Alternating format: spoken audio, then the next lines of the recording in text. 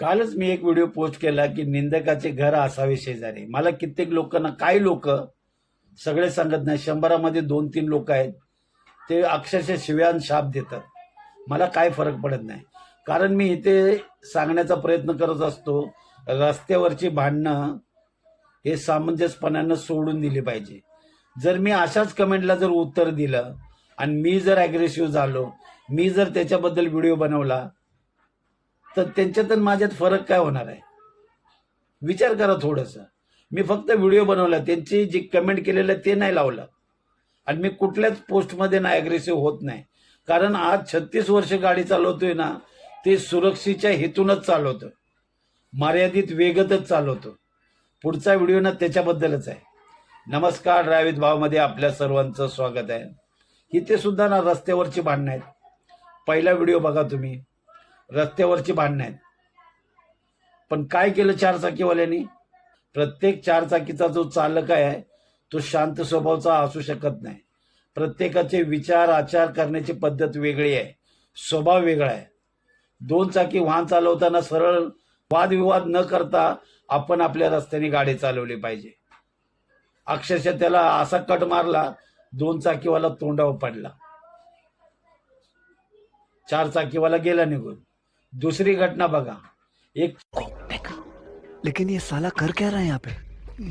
ये गाड़ी आप कॉल पे बात कर रहे हो? ए लवड्या, ए झाट्या, काय फोनवर बोलतो तर बोलतो आणि लवड्या गाडी पण मध्ये घालतोय. हा? फोनवर बोलतो तर बोलतो गाडी पण मध्ये घालतो.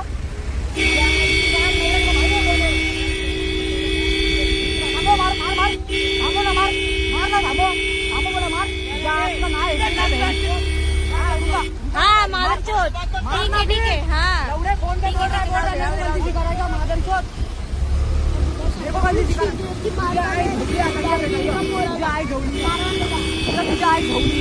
कौन है ये लोग? कहां से आते हैं ये? 4 चाकीवाला फोनवर आहे, त्याला 2 चाकीवाला जाऊन बोलतोय की बाबा तो फोनवर आहे. मी का असा हा व्हिडिओ दाखवतोय की तो 4 चाकीवाला निघून गेला. हे सुद्धा रात्रीची घटना आहे. जर त्यांनी सुद्धा कट जर मारला तर या 2 चाकीवाल्याचे काय हाल होतील? सहसा माझं एकच मत असतं, गाडी चालवताना डोकं शांत पाहिजे, पेशन्स ठेवले पाहिजेत. वादविवाद न करता आपला प्रवास सुखकर कसा होईल ह्याच्याकडे जास्त भर दिला पाहिजे.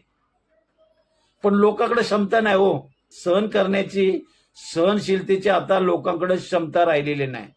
लगेच लोकांचा ना रागाचा उद्रेक होतो आणि तिथे कुठेतरी मग हाणामारी, भांडणं होतात. अक्षरशः मग ते प्रकरण विकोपाला जातं आणि त्याच्यामुळं काय होतं, अशा घटना पोलीस स्टेशन पर्यंत जातात. त्यामुळं प्रवास करताना शांतचित्तेने प्रवास करा. वाहतुकीचे नियमाकडे दुर्लक्ष करू नका.